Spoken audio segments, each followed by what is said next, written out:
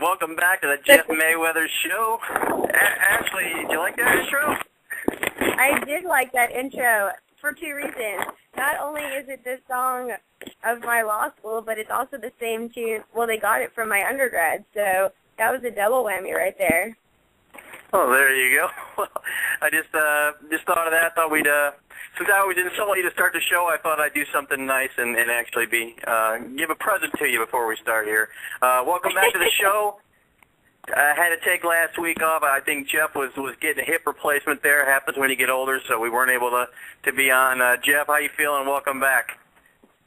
Oh, well, my hip is better. All right.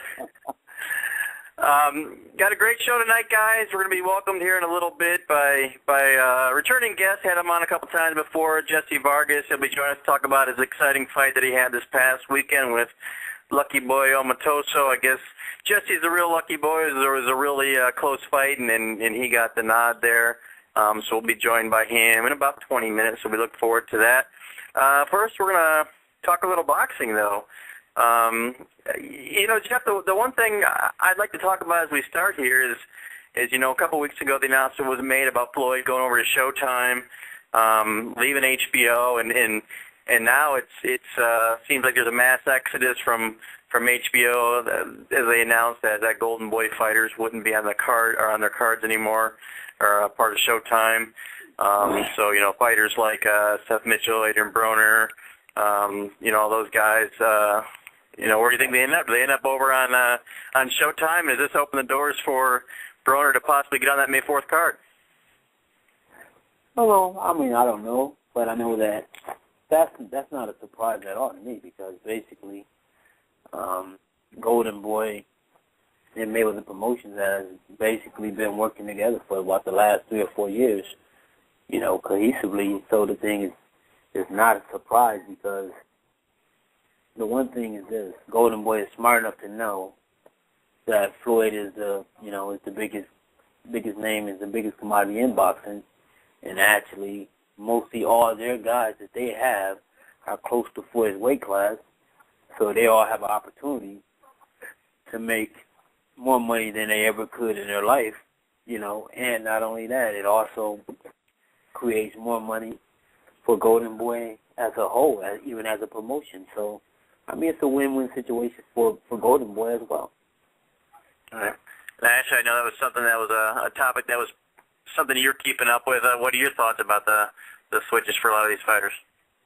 Well, I think that they always have the saying, history repeats itself, and I'm definitely a firm believer that in another couple of years, everybody will be friends again, and it'll all be happy. Because, I mean, Pacquiao went over to Showtime, went back to HBO. I don't think that, I think that right now they're probably angry at each other, but I think it'll, money makes the world go round. So if the situation does change, they may change their tunes. Yeah. Jeff, basically, so with Floyd being the first one over, who do you think? Explain, I guess, kind of the politics of how everything works. So, basically, there was, Broner wanted to go over there, but he was an HBO guy. Now the doors are open for that. Basically, anyone Floyd fights, they have to be a Showtime guy, or can they do crossovers? Or is this, was this a necessary thing for him to be able to fight people in the future that are relevant? Well, I don't necessarily think that it's not one of those things. I think that, to be honest, what that creates like a bidding war. And, this network wants it, this network wants it. But at the end of the day, the one thing that that really happened, and most people in the boxing world see it the exact same way I see it, is they lost the biggest name in boxing, the biggest commodity in boxing, and they also lost the future of boxing in Adrian Bronner. So, I mean, that's a major hit to any network, you know. So it's a situation in which, of course, that empowers Showtime. But I think that, like I said, at the end of the day, you know, Mayweather Promotions and Golden Boy Promotions have been working cohesively for the last 3 or 4 years. So I don't think that's going to change. So the thing is this: as long as Golden Boy has someone there for Floyd to fight, someone there, you know, possibly now for even Bronner to fight, I mean, fights can be made. You know, and I mean, it's no different than what Top Rank has done. You know, Top Rank, they had in-house boxing, but this is not really in-house boxing because it is still 2 different promotions working cohesively. But you know, with Top Rank, it was one promoter, you know, one operation, and basically their fighters all fighting one another. You know, so I mean, it's no different. All right. Now, forever HBO has been the top dog, you know, and Showtime's kind of been the you know, an afterthought. You know, not almost an afterthought, but they, you know, certainly have been competitive with HBO. You know, are those days over? Is Showtime the new king of the hill? I mean, they have the leeway because, I mean, like I said, they have the biggest name in boxing, and not only that, they also have CBS, you know, that's also a part of it. So that reaches a broader audience because, you know, at least some of the advertisements and things like that is going to be on regular TV, and you're going to be able to see stuff on, you know, on regular TVs, and, you know, you might, like I said, you can always find different demographic of people who probably never seen a fight, you know, but, you know, maybe the commercial, maybe a little special that they do on the fight, kind of like a 24/7, but I don't know what theirs is called, All Access. If that's done on CBS, I mean, it actually opens the door even more for, you know, for a whole lot of different fans that never really even involved themselves in boxing. So I think that it's, you know, I mean, I think that, of course, Showtime is going to become the big network, right, for at least for now. Right.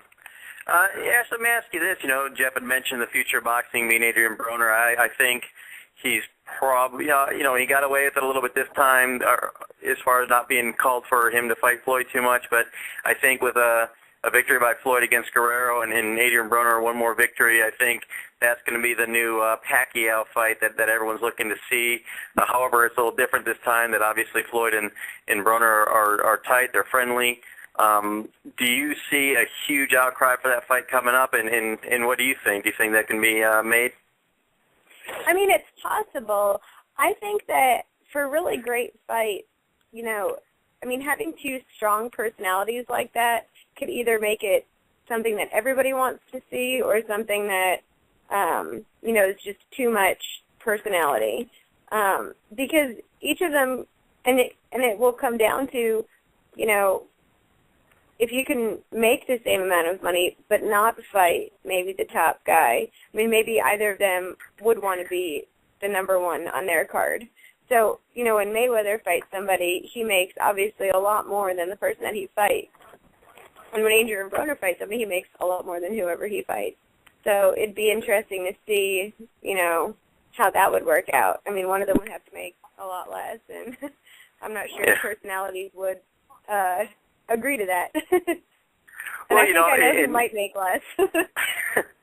You know, and being friendly is fine, but I would think if you're a boxer around that weight class, you know, the chance to beat Floyd Mayweather is something that, so whether you get along with it or not, it's something that would be hard to pass up an opportunity to do. It's something that's going to, you know, stay with you and make your legacy, basically. So, I mean, Jeff, what do you think about the same thing? And what I'm more interested in is how the build-up to that fight would go. Would they remain friendly, or would one of them turn, you know, and be the heel of the build-up?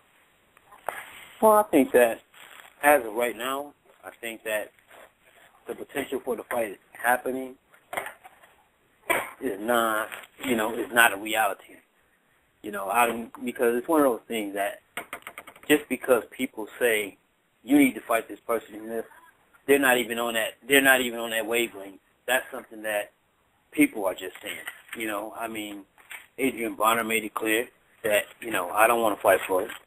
And of course, not that Floyd said he didn't want to fight him, but it's a situation in which he's a kid that looks up to Floyd. And, of course, he also realized that he's going to be filling Floyd's shoes soon. And it ain't that long. And it's not like he's not in Floyd's shadow, because just as much light is being shined on him as it is Floyd, even more. And because of what Floyd did, by being able to get such a huge deal, that opens the door for Bonner even more. He can say, well, okay, down the line, I want what Floyd got and more. But, and that's how everything happens. I remember there was a time in basketball when Glenn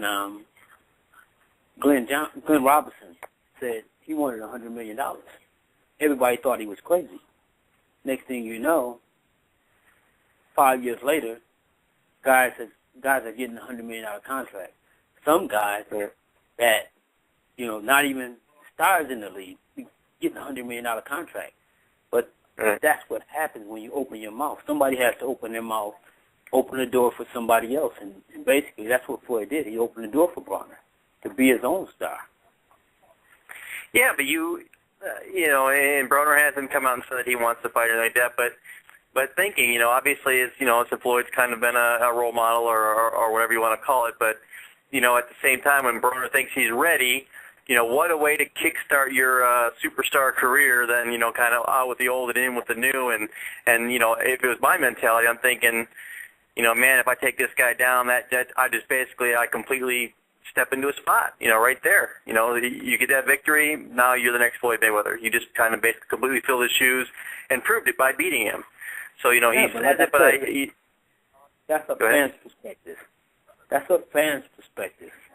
Like I said, they have a great relationship. I can't say that their relationship won't change, because that's very possible that their relationship could change, and then it could actually become a reality. But as of right now, he's a guy who has great respect for Floyd, and I won't say that he idolizes Floyd, but there's a lot of things that Floyd do that he tries to emulate. So I think that it's one of those things right now where, okay, he's my big brother, and I'm not going to disrespect him, or I'm not going to come at him in that way, And so right now it's just a thing that, you yourself, probably a lot of other people, they're going to be saying the same thing you're saying, but that all depends on what happens with him, But like I said, whether he fights Floyd or not, he's already considered the next Floyd. You don't have to fight Floyd to prove anything. You don't have to, but it sure pays a lot better. So, we'll see. Like I said, who knows how to play out. We'll see. Probably be a couple of years for us to worry about that. The one thing I'd like to know real quick, though, Jeff, is does Floyd, all money aside, I realize that, money is the number one consideration when picking your opponent. You want to make the most money, sell the most pay-per-views. But, as a fighter, does he prefer to fight people that he's indifferent about, that he hates, that, that he would be friendly with? What kind of person would he prefer to fight? Boxing is a job. It's not about, if I like this guy or this, that, whatever. Sometimes decisions are made that way. Floyd gave Zab Judah opportunity because he likes Zab Judah. So it does happen, but at the end of the day, it's a business.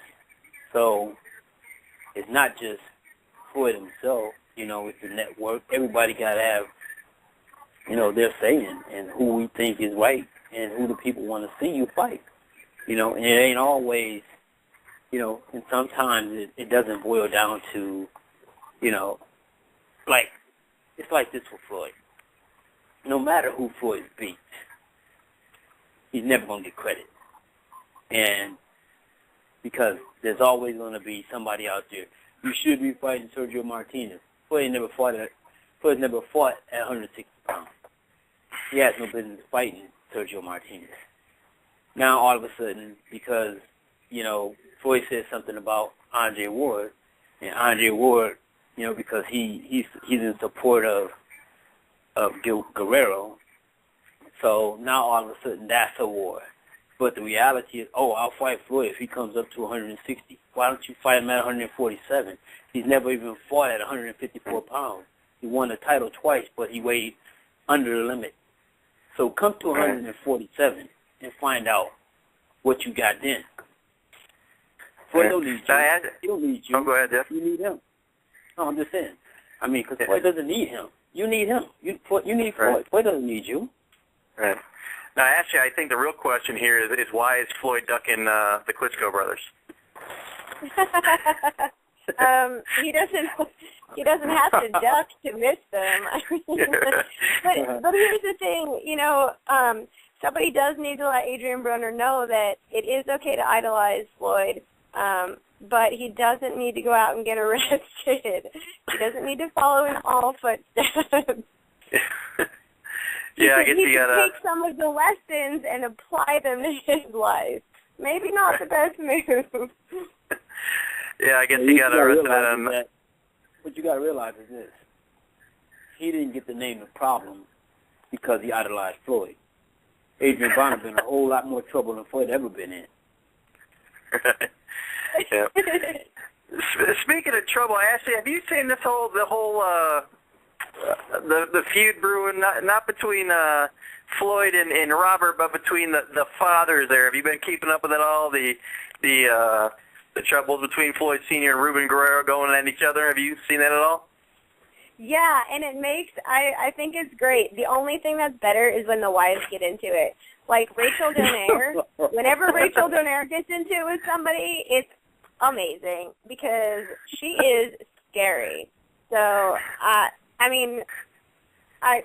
with all due respect, because I don't want to start anything with her, I would not want to be the other person on another side of an argument with her. I'll tell you that much. All right. And Jeff, what about you? I know, being your brother and all, they both shown a desire looking at fighting each other, so they'll do it in the ring, they'll do it on the streets, wherever. Is it all private promotion? I don't think with your brother, I don't think that's just thing to sell tickets. No, don't get me wrong. I think it's cool. It's, it helps the promotion. But, just like I told you, nobody's paying no damn money to see them. So, nobody cares about, two guys that one guy ain't never fought in his life, and then one guy who's really been over for 30 years. Nobody cares about that. So, at the end of the day, it's just, it's cute. It's part of the promotion. It's cute. It's something to sell even more to the fans, but realistically, it's a joke because neither one of them has no business, really trying to fight one another because they're not getting no damn check. They should probably do an American Gladiator style fight where they have those long sticks and they have to hit each other on the pole. I think people would pay more to see that. Yeah, I actually think you're right. They could wear those cute little spandex outfits. It'd be great. those spandex outfits are cute on young people in shape, not on older people. Yeah, Jeff, I actually think you're wrong. I think there would be some interest. I don't know if it's selling the extra tickets, but I'm sure people would love to see him go at it. The one thing I always, I was surprised the first time I met Floyd was at the gym with Celestino there, and you look at him and Roger, and you say, well, they're older, they're showing their years a little bit. They've been through the wars, and you think they're beat up, and then all of a sudden they start moving, and you just, it's just kind of shocking. I was just amazed at how fast Floyd still is at his, age and all the things he's gone through. Not someone I certainly want to fight at all. Floyd, don't get me wrong. He keeps himself in shape, and but he's not in no shape to be fighting. Floyd's a sick man. Even though he may look healthy, he has sarcoidosis. So, I mean, of course, that's just the man in him that comes out. But, and to be honest, in the beginning, it was just a joke, Floyd does that, he does that to, get under somebody's skin. And obviously it works.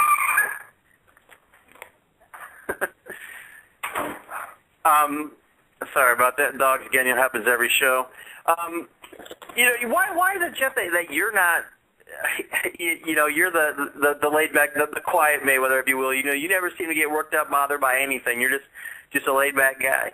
What does it make you so much different than your brothers who are have tendencies to get into it with people? The thing is that basically we all just happen to come from the same place, but we're all individuals, and me, that's just not my personality. Never will be my personality. I'm never one of those people that I don't even care about the spotlight being on me. I don't care about nobody, telling me how good I am or how great I am. I'm confident enough in myself and belief, have enough belief in myself to know I can give my own self a compliment. I'm not saying that I don't want it, but what I'm saying is that if it don't happen, you're not going to hear me barking and yelling about I'm this, I'm that to try to get it, because that's not me and it never will be me. Right. We're going to get Jessie Vargas here in just 1 second. I want to change subjects for just a moment here while we get ready to get Jessie. Hey, Ashley, you're going to miss your buddy Lydell Rhodes. I guess he's fighting out here May 3rd or the day before. Are you heartbroken? It's actually pretty interesting. He's fighting another Mayweather boxer, someone from the Mayweather Boxing Club in Don Moore. I know. I just cannot get over how many times a year he fights. It's crazy. Like, he's already fought 3 times this year, and he's going to be fighting again. And I am upset I'm missing it, but I am going to be knee-deep in finals, so I am hoping that I remember my name at that point. All right, well, actually, I'm going to go... Yeah, why don't you expand on that, and I'll let you and Jeff talk for a minute. I'm going to go ahead and get Jessie on the phone. So expand on how you're in your last semester, how things are going there, and what's it looking like for you heading to your finals.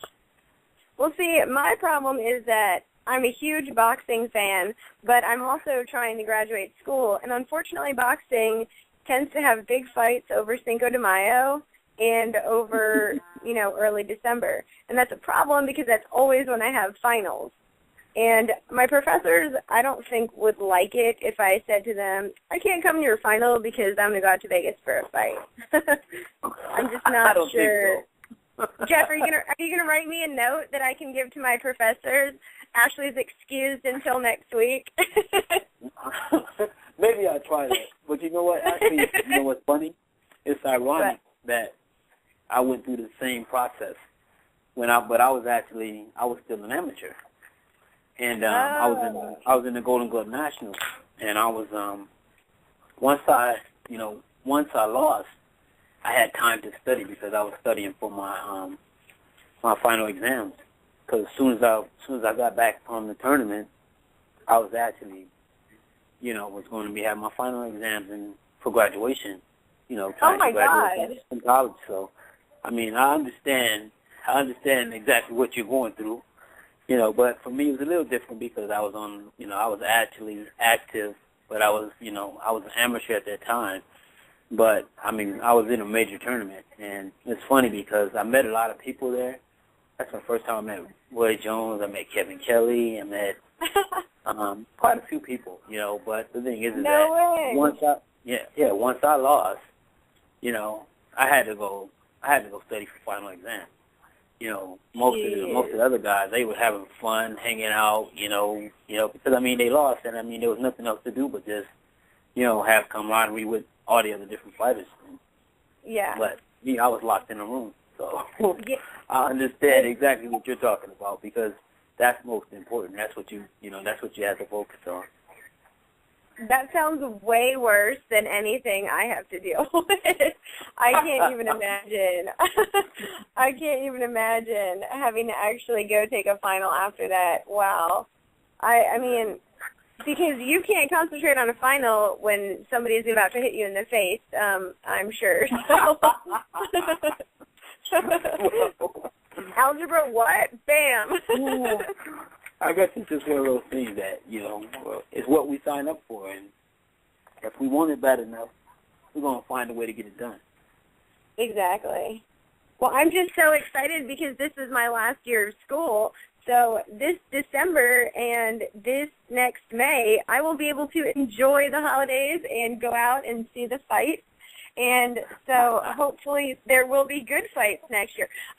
See, it's possible that Mayweather and Pacquiao are just waiting so I can go watch the fight. I mean, it's it's probably more about that than anything else.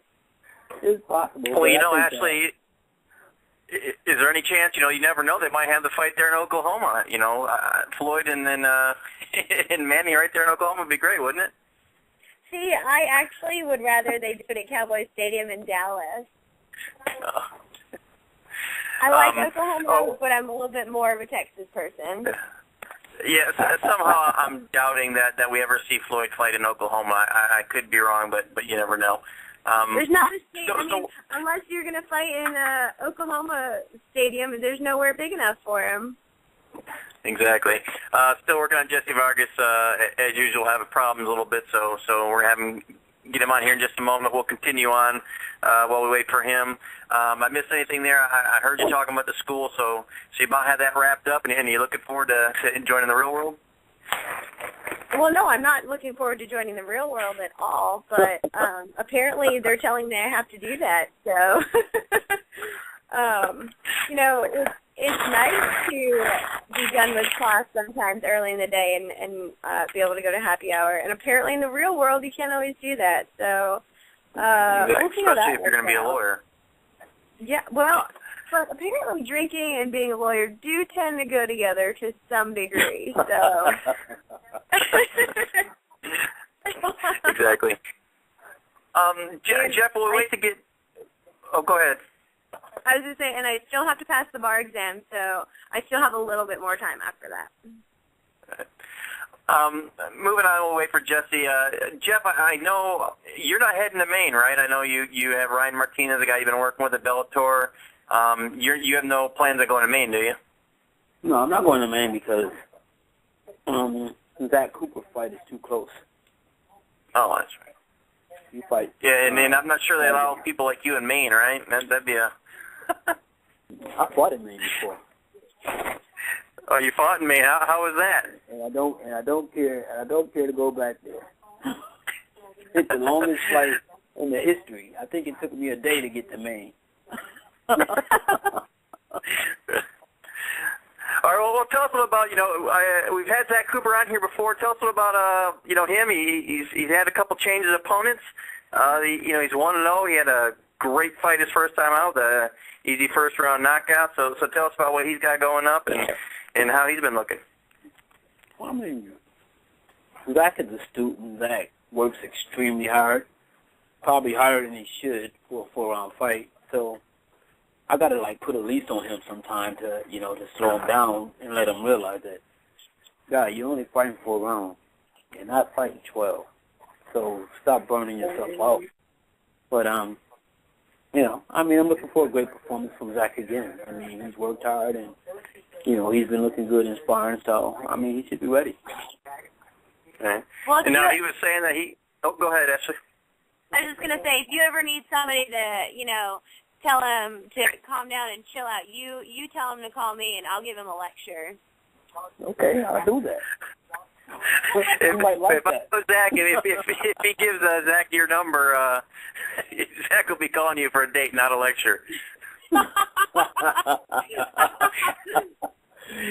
Well, at least you don't have to worry about the way home.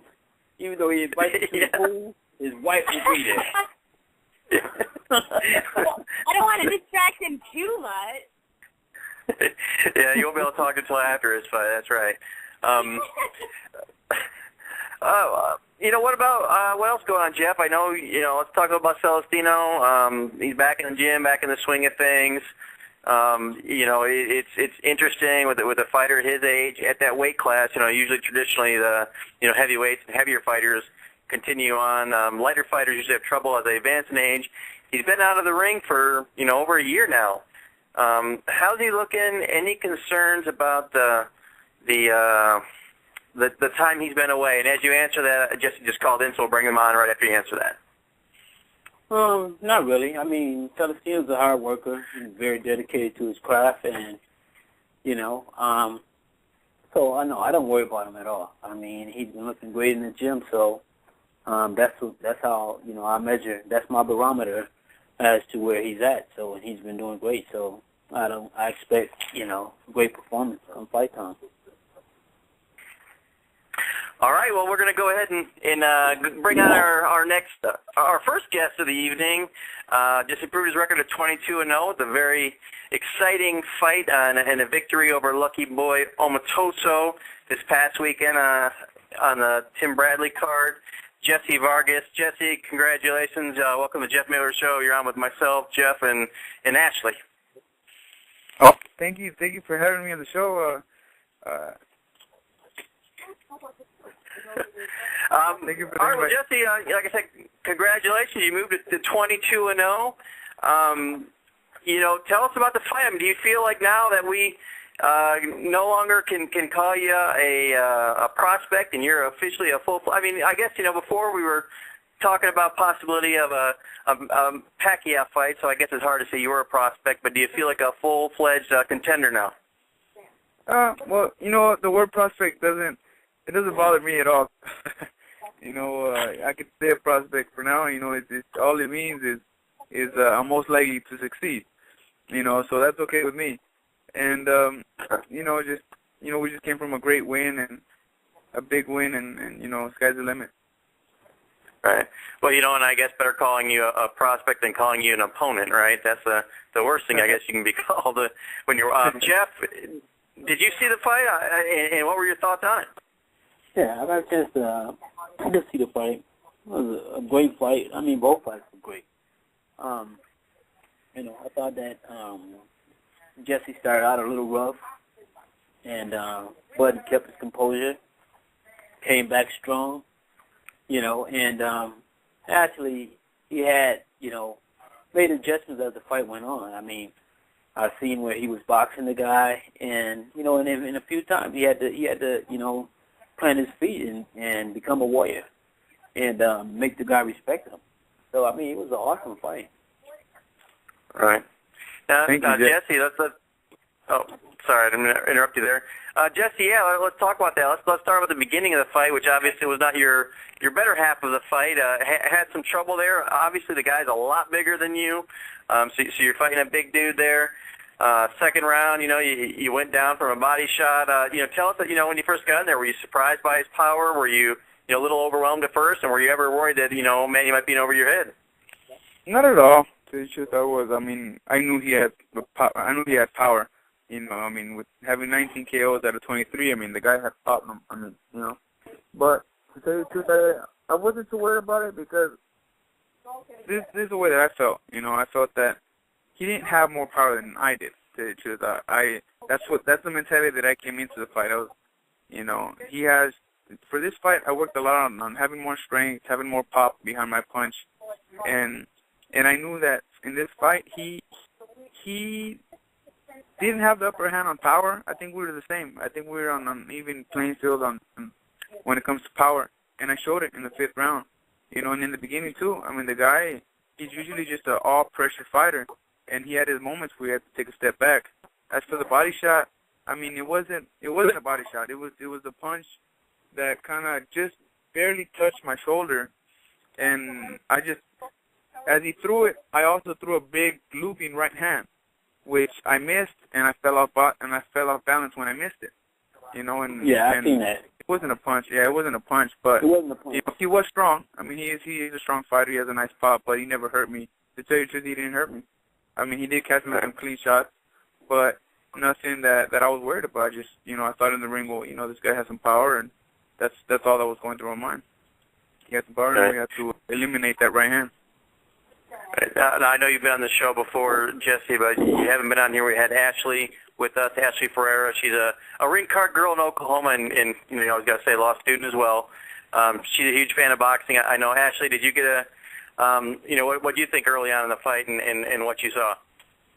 I did. I actually was so excited to watch that fight, and probably more excited to watch it even than the Bradley fight. I mean, they both ended up being really good, but I was a little nervous at the beginning of the fight, and I guess I'm just curious, when you do feel your opponent slipping, do you think in your head like, oh, just stay down, don't get back up, or are you already planning your next moves for when they either get back up or kind of recover from what you've done to them?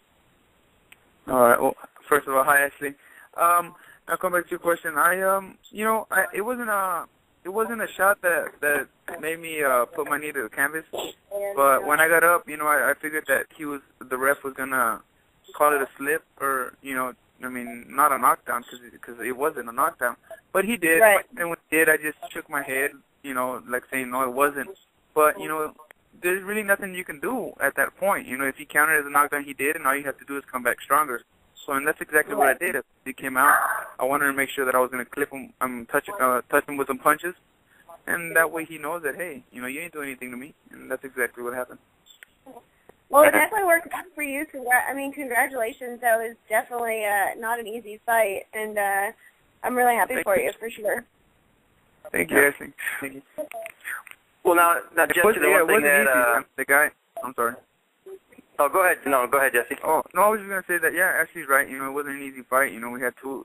Anytime that you have two undefeated fighters fighting to stay undefeated, it's never easy because they all want to give it their all, and especially with this fight because it was a huge opportunity being on HBO and giving a great performance to continue to step forward. Right. Yeah. Well, whether or not that was a knockdown or not, one thing I don't think even you would dispute is, the early part of the fight was definitely to his advantage. Jeff, what did you see that enabled him, starting to, in the middle rounds to start to turn the tide and turn things in his favor? Well, I mean, once Jesse started to box on the outside, it seemed like he started to box a lot smarter. He wasn't caught up in trying to, prove that he was stronger than the guy. He became the smarter guy. He became smart as opposed to trying to go toe to toe and try, the macho attitude. And then he started to take control of the fight because he started boxing on the outside. And then not only when he was boxing on the outside, he planted his foot. He put his foot down when it was time for him to go to war, if it was just for a second, and to let the guy know that you're not finna just run me over. I don't care what you think, and like I said, I was proud of Jesse. He dug down at times because there were times in the fight where it looked like the guy really rocked him, and then he would come back and he would rock the guy. It was an exciting fight. It was a very good fight, a great fight for HBO. Right. Jesse, your thoughts on that? What do you think it was that turned the tide in your favor? Yeah, well, Jeff pretty much, he put it very well put. I just started using more intelligence. I tried outsmarting him. I have very good footwork, and we did use our footwork, even though I wasn't running, I wasn't moving too much, but I was moving just enough to keep him busy, and not to let him know where I was at. Even if it's just a quick step to the right or a quick step to the left, maybe just half an inch to the left, but it's still, a small movement, and then that kind of caught him off guard. And like Jeff said, we boxed at moments, and then again we would sit there, take our time, pick our moments when we wanted to go to war for a second or for a couple punches, and then again we would keep our distance. We had the better jab, so we used our jab, and that was a great weapon. And from there, from the jab started everything. Whatever I wanted to do, I had to start from the jab, and then from there, I'd find out what I would do after that. Right. Well, tell us about that fifth round. You tried to finish him off there. It looked like you had a shot. Somehow he stayed in there. Were you kind of hoping he'd go down, or were you surprised that he was able to stay up? And the one thing I was worried about was, at this point you're throwing so much. I'm wondering if you gassed yourself, and I was worried, obviously I was wrong, but in the later rounds that you might have punched yourself out. Yeah. Well, I wanted him out of there, no doubt about it. I mean, he was a good fighter that was given a good fight, and if you get the opportunity to take him out, of course, you're going to take it, and that's exactly what I did. I wanted to take him out of the game in the 5th round. I had time, but he was able to stand in there, and you could tell he didn't want to give up, even though he was just throwing very light punches sometimes. Maybe he was trying. He didn't quit. You could tell, and as many punches I landed some solid uppercuts, right hands, hooks, and the guy was gonna go down, but he was able to hang in there. And as of gassing out, I didn't gas out. I did at moment, I kind of slowed down and I said, well, hey, I can't gas out. I can't give it my all because this guy still has some, he can have some power. He can recover. So I had to be ready for it. So I kind of took he was holding me. I took a moment to breathe, and then after that, when I want to start again, the bell rang. But those are mistakes that are made because I think instead of just rushing in and trying to take him out, I think that we should have just took a step back, prepared 1, 2 big shots, just as we did from the beginning, and then that would have been a lot easier. But those are mistakes that are made. You learn as you go, and I rushed in and I tried to get him out of there instead of preparing that next big shot. Right. So tell us, you obviously, like the first half was him, and the second half was all you. You go to the scorecards here. Were you worried at the time? Obviously, some people say he won. I think maybe a little more than half think that you won. A lot of people say, what's that? I wasn't worried not one bit, to tell you the truth. Coming into the fight, what was going through my mind in the first round, to tell you the truth, in the fight, I thought I had the round. I said, all right, this is mine. Second round, I thought that it was his. I was like, all right, I think that's the round that I went down. I knew it was a 10-8 round, so I knew that I needed to step it up. And in the third round, I also said, you know what, he got this one. So second and third, in my own mind, I thought were his. And then from then on, the fourth, that's when I started hurting him. The fifth, that's when I almost finished him. The sixth, I had him under control. The seventh, eighth, from the fourth round on, I had everything under control. That's what I felt. And the first round, I started it off pretty good as well. So I was pretty confident. Right. No one's really calling. Like I said, some people. It was think a good that fight. he won. No doubt about it. It was a good fight. It was a competitive matchup. He never gave up. He was consistent. He tried to land that big right, and at times he would put pressure. I'm not saying it was a one-sided fight. It was competitive. It was competitive, but I felt that I had control of the fight. Right. Two of the judges had 96-93, one 97-92. Not really anyone's not complaining about the 96-93. Like I said, most people that, no one's crying robbery on this. Some people think, might have had the other way, but no one thinks it's a great shame or anything like that. The 97-92 seems a little, a little out of whack. But Jeff, as you watched it, how did you have this fight scored?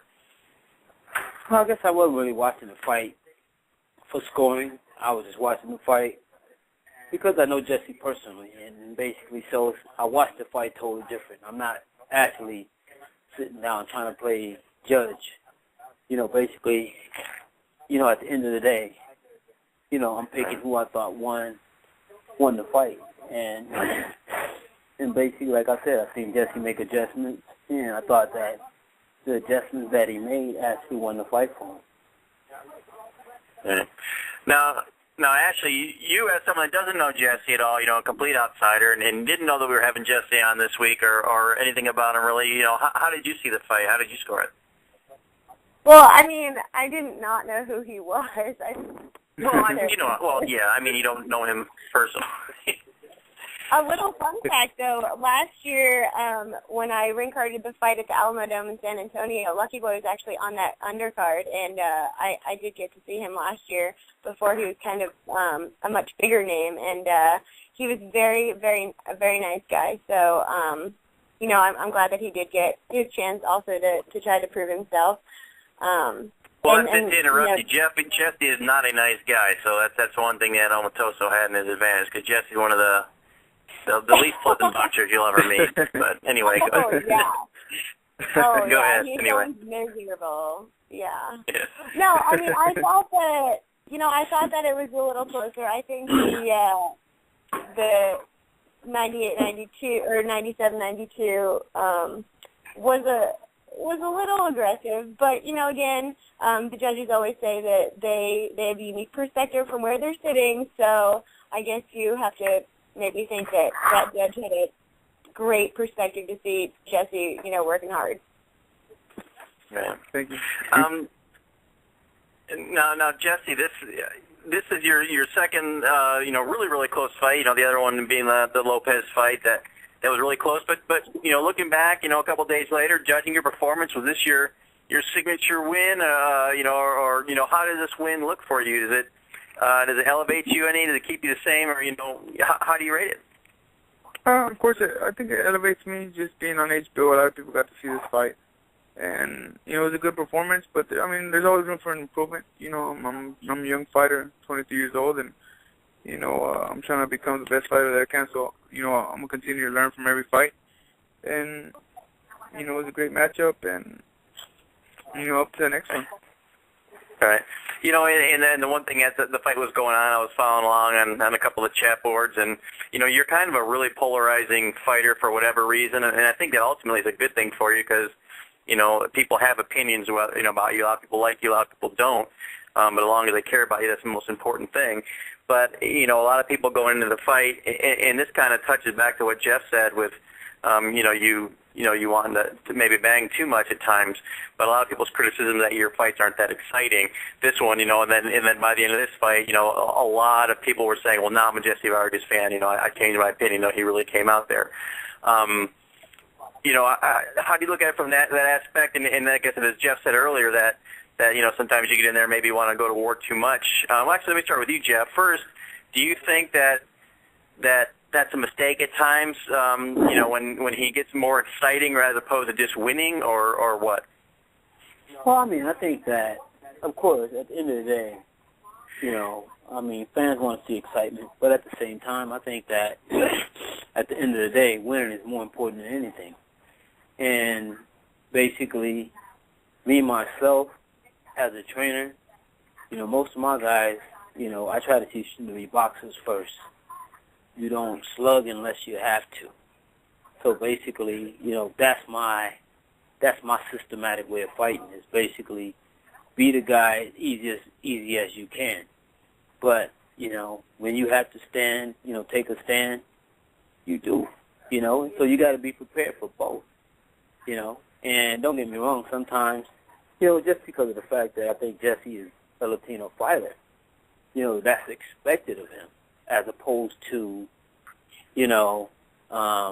being a cutie out there boxing, that's not accepted as well. But at the same time, Marco Antonio Barrera was a warrior, complete warrior, turned around, became a complete boxer. And they still loved him because he made that adjustment. So it's one of those things that, it's just, at some point in time, Jessie's going to have to, find which works best for him, and not so much worry about what the fans think or anything, because fans are fickle. Fans are going to love you one night, next night they'll hate you. So it's one of those things that you can't really fight so much for the fans rather than fighting for yourself, because at the end of the day, you got to deal with what happens. All right. Jessie, your thoughts on that? And like the question I had as far as your different styles and different approaches to the fights. Well, Jeff, he put it up very well. You can't beat that. it was great he put. He actually is giving me advice. He's saying what he thinks, but it's actually advice because that's the way it is. But you're always gonna have you can have fans that have something positive to say and fans that have something negative to say. You can't have everyone happy. But you have believers and you have unbelievers. You have people that don't believe in you. But my ultimate goal is to have the non-believers be believers. And be supporting Team Vargas by the end of my career. you know, and I'm hoping to give you exciting fights. I mean, Sugar Ray Leonard was just a straight boxer, but he always gave you an entertaining fight at a distance. You know, the reason I said at a distance is because he fought at his distance, but his fights were very entertaining. So I think there is a way of being an exciting fighter and being a boxer. You know, I think I'm a boxer, but I also know when to brawl. So I think that every one of my fights is going to be an entertaining matchup. I mean, anyone that says I'm a boring fighter, all I have to say is bring me one boring fight. That is not a Steve Forbes and Jessie Vargas fight. Don't include that one. You know what I mean? I mean, and I'll tell you, you know, I was prepared for Gomez 6 weeks preparation of 5 weeks. The preparation of 5 weeks for Gomez. All of a sudden, he's a pressured fighter. All of a sudden, they changed it to Steve Forbes, who's completely the opposite and a counterpuncher. You know what I mean? You have 1 week to prepare for that. You know, it could bring some difficulties. But anyone that says that Jessie Vargas is a boring fighter, bring me one fight that Jessie Vargas is in a boring fight. That isn't Steve Forbes and Jessie Vargas fight. You know what I mean? Out of 20 fights, I'm not a boring fighter. Out of 21, you know, I'm not a boring fighter. That's a fact. Well, like I said, but, I think, you know, we can't have everyone happy. You know, I'm happy how my career is going, and I'm very thankful. You know, I thank God every day for everything that I have, and not just my boxing career, but my life in general. Well, you know, you like I said, you certainly changed a lot of people's opinions in this fight here. You know, how hard is it for you to maintain discipline in a fight? You know, and stick to a plan. And like I said, it seems like at times, you know, you will revert back and forth, you know, to the brawler and boxer. You know, is it hard to maintain that discipline and strictly follow a plan instead of just, you know, getting pissed off and start swinging for the fences? And also, touching back on what we were just talking about, do you think the fact that, you know, you do have the Mexican heritage, the fact that you don't have a traditional, you know, I guess Mexican style all the time is part of the reason why, you know, the people have expectations of what you should be as a Mexican fighter? Well, you know, for your first question, I think that it's not very difficult for me to switch styles. I mean, or to stay focused on just one style, because I mean that's what we prepare for, the game plan. We make a game plan, and I make sure that I follow it. You know, of course, sometimes you're gonna be lured into brawl, but at the end you have to find what's best for you and what style is working better for you. You know, and me, I mean, being a competitive boxer, fighter, puncher, brawler, you have to find out what style you have to bring in at what moment. You know, and that's what entertains me. I mean, I always say I had fun in this last fight because it was entertaining and it was a competitive matchup. You know, and I was entertained because I was looking, I was thinking, all right, I'm gonna step left, I'm gonna step right, and I'm gonna hit you, and then we're gonna brawl. You know, you're thinking and you're trying to outsmart him. So to me, it was entertaining, and it's not very difficult for me not to fall into brawling, because I think I choose the moments when I need brawl and when I need a box. And having my trainer Robert Alcazar, it makes it that much easier because he always reminds me what we have to do and what the game plan is. Now, as for your Mexican style, I mean, I'm Mexican American. I'm not gonna lie. What I am and who I am. You know, my family we're born in Mexico, and my father and my mother, they were born in Acapulco, Guerrero. I was born in Los Angeles, California. I'm not gonna lie where I'm from. You know, it's just everyone from the U.S. enjoy any Mexican American style as long as they come to fight. Either it's boxing or brawling, but just, you know, that mixes it up and entertains the fans. Now, you know, sometimes, unfortunately for me, you know, I'm Mexican American. That's it. I feel very Mexican. I know that I'm Mexican, born in the United States, and of course thankful for the opportunity here in the U.S. that, you know, I was born here. Now, people that live in Mexico, you know, sometimes they say, well, he's not Mexican, he was born in the U.S. You know what I mean? Where in fact, I was born in California. California was a part of Mexico. You know, it was just that for some reason it became United States and no longer Mexico. So people that are from Mexico, born in Mexico, and they're boxing fans, they choose not to support some, of course, some, and it's a big sum too.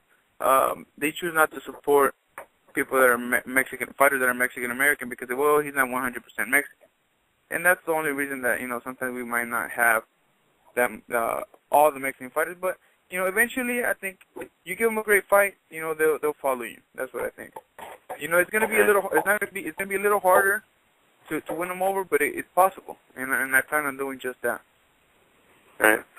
Jeff, we've had Jessie on several times, but one thing that's certainly changed about Jessie is I think this is the most animated we've ever had. He's kind of heated up tonight a little bit, huh?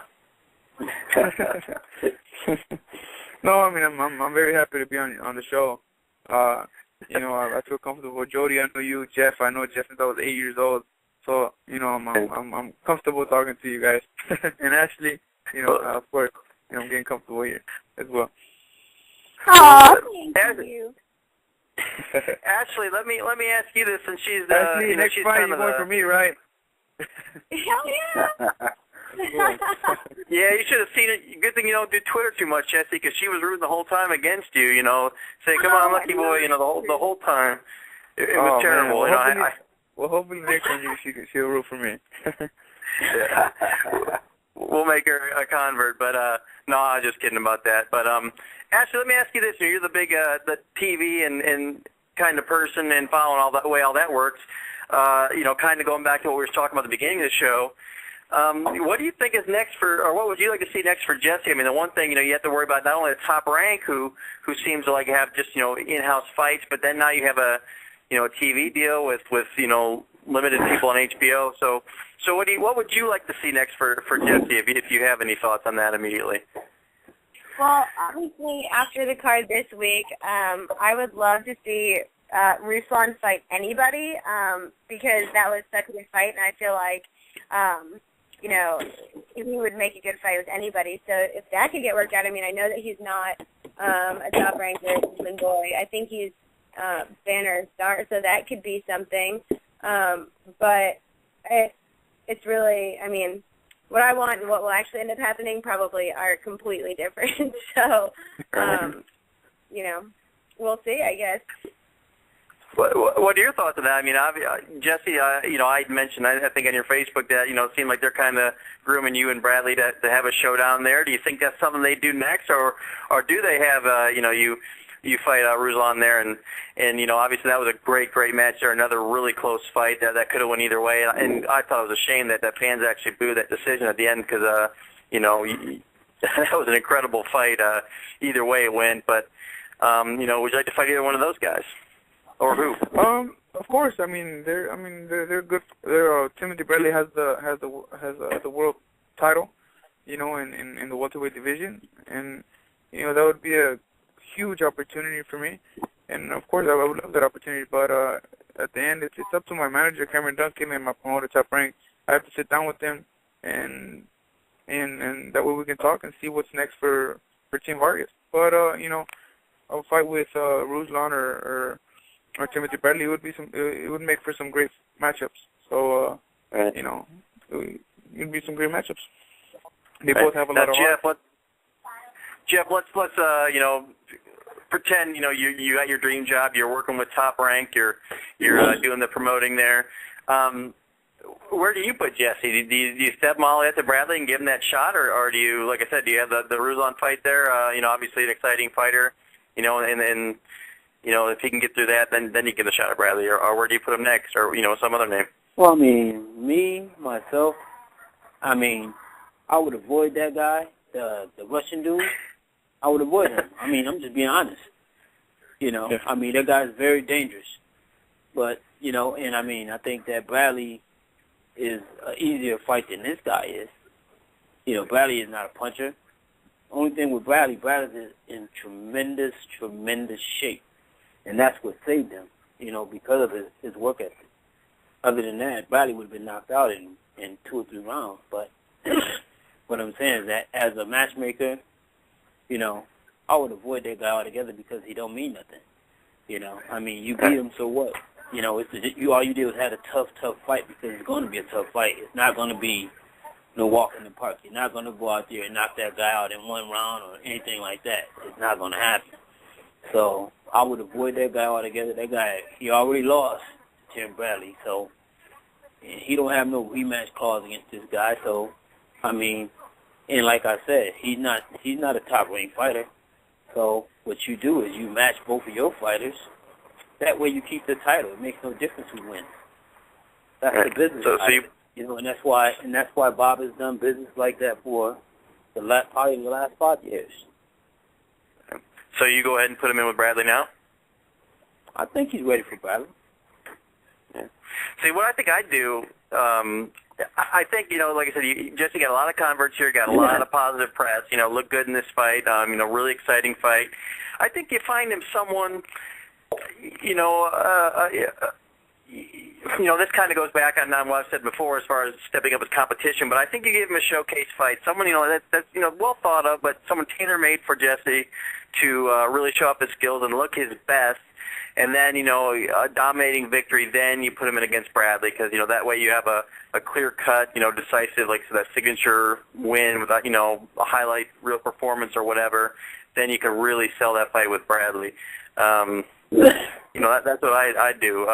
Ashley, you know, you're the other fan that doesn't know anything about boxing like me. You know, what do you think? Is it? Oh, me or Ashley? No, I asked Ashley. She's probably studying or something. Oh. Are you there, Ashley? Did I lose you? Let me see. All right, well, why don't you go ahead and talk on that, Jesse? Well, I mean, yeah, me as a fighter. Wait, let me interrupt you. She's back on. Ashley, go ahead. Did you hear the question? Yeah, I got so excited I picked up my phone and accidentally hung up. See,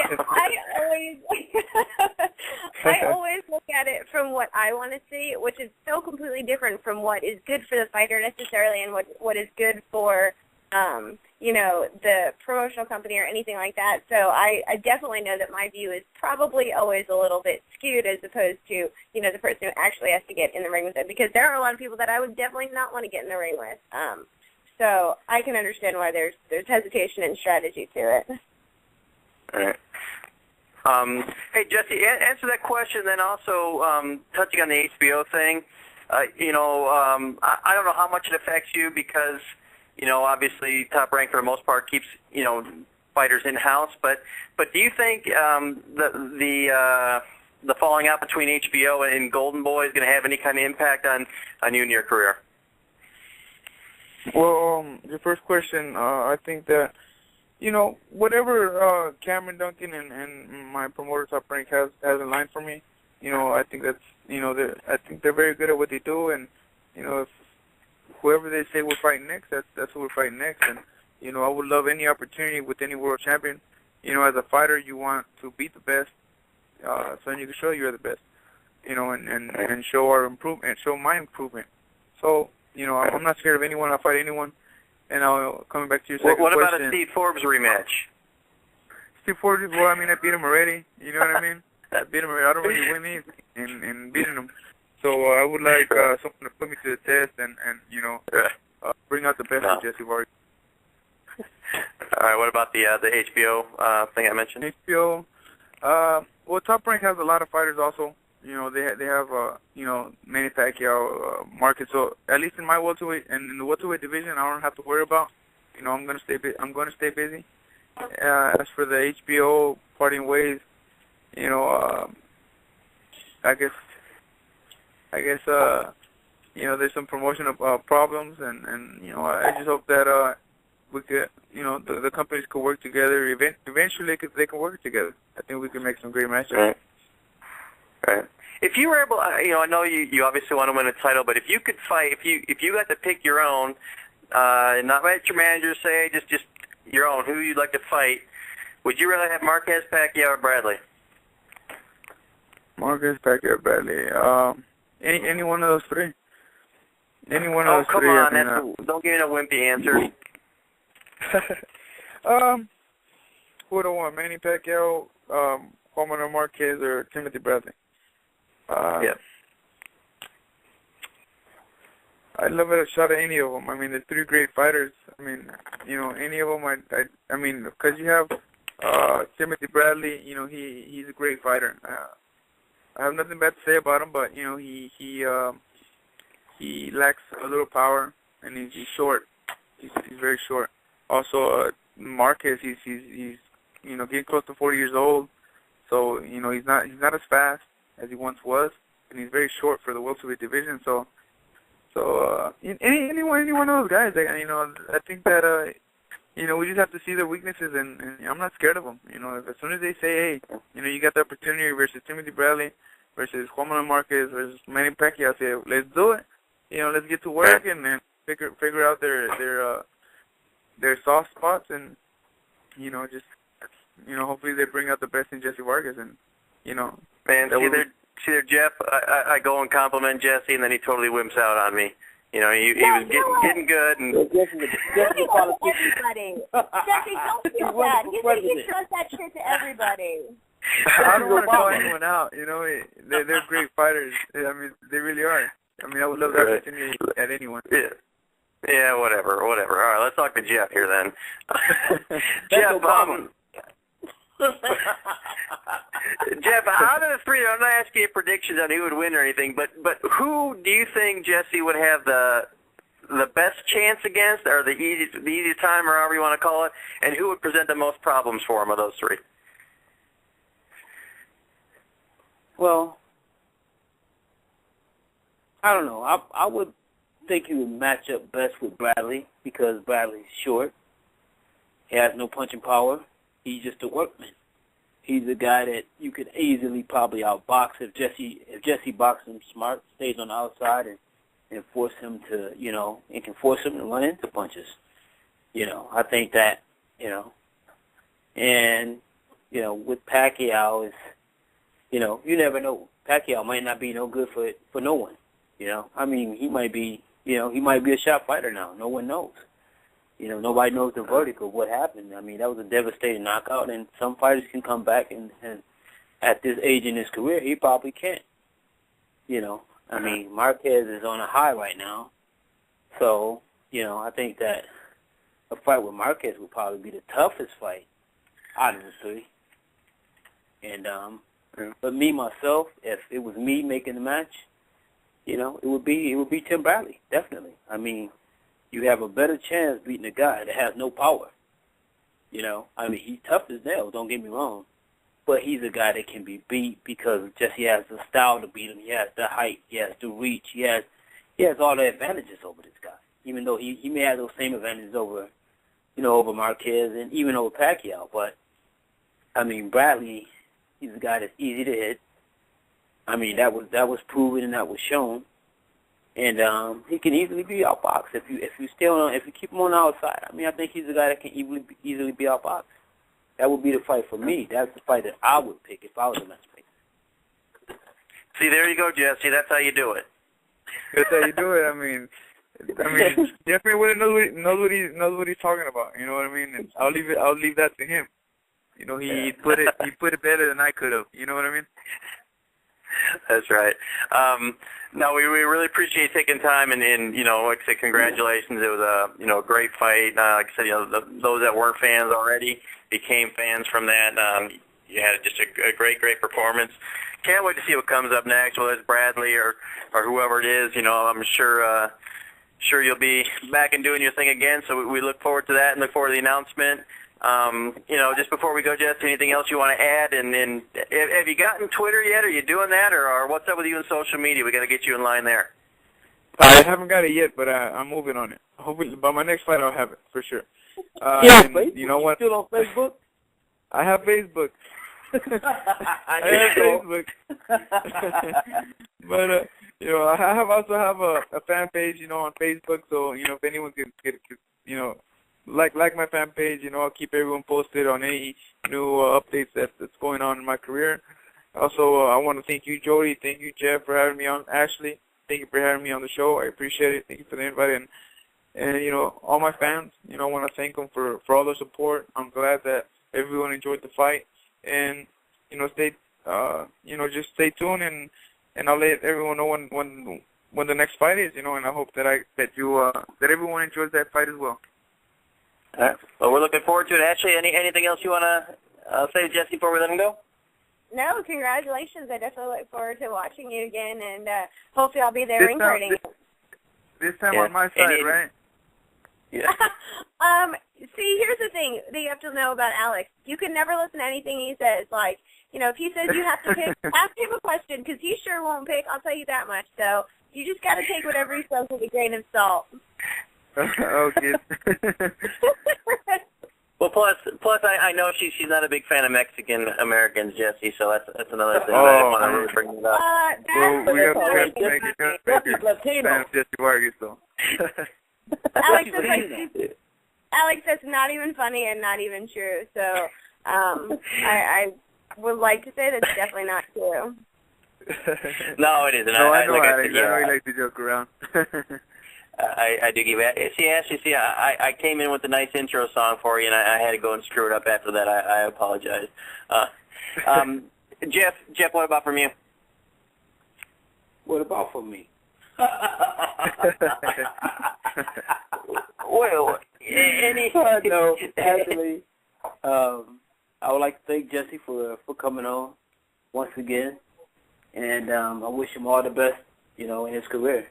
You know, I mean, like I said, I was training this guy when he was, you know, basically a kid, and him and his sister, which she probably is a better fighter, but she grew up and she became too cute to be a boxer, so maybe she'll be a model now. So, but yeah, I wish Jessie all the best, you know, all the best, and he definitely has my support in every way. Thank you, Jeff. I really appreciate it.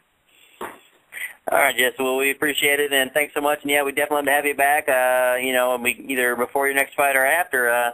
Love to have you back on and talk about things again. And we really appreciate you stopping by. All right, sounds good. Thank you, and I hope to get an invite soon after or before the next one. Thank you. All right, thanks, Jess. Right. Appreciate it. All right. All right, that was Jessie Vargas. Like I said, just moved to 22-0 with a impressive victory this past weekend over Lucky Boy Omotoso. You know, things looking good for him. What's that? Unlucky boy. Yeah, Jessie was a lucky boy. He got the win. And that's going to do it for us. Ashley, I apologize. I'm just jealous as hell of you. You get all the breaks in life. Well, I don't want to say breaks. You made your own way, but I'm just jealous as hell. You know, everything's going your way. I gotta try to knock you down a notch, I guess. You know, it's my jealousy. You jealous you to make your own break? That's not that funny. I mean, that's not that funny. And I am part Mexican. I mean, my last name is Ferrara, so I don't want anybody to think that I have ill feelings towards anybody, because I certainly don't. And maybe just a little less colorful jokes would be funny. I'm not sure. Maybe got to work on your humor. Well, that's yeah, I definitely don't have best taste in jokes at times, so I do apologize. Obviously, you know, you're a big fan of the sport, no matter what ethnic background, color, or anything else, any of the fighters. So I certainly didn't mean nothing about that. I apologize. Ashley, before we go here, like anything else as far as your you know, your social stuff, anything you want to plug? Yeah, you can follow me on Twitter at Ashley Ferrara, or on Instagram at Ashley Ferrara Model, and hopefully next week we'll have some less colorful jokes, but as some guests that are as cool as this week. So. Yeah, all right. Jeff, anything else for you that you want to add? No. I guess you can follow me on Twitter at... Oh, you're going to do that today, huh? What's your Twitter handle? At Jeff Mayweather 1. And all right, and I'm on Facebook. Facebook, and you can follow me and follow you on Pro Box Insider and MMA Insider. Yeah. And I'm good. and this Thursday, you know, check out Bellator and Spike TV. Ryan Martinez fighting there against Travis Wolf. He's been working with Jeff, so excited for that fight. And guys, until next week, we'll talk to the Emperor Ashley Ferrara and Jeff Mayweather. I'm Alexz Yzerman, and we'll talk to you then. Bye.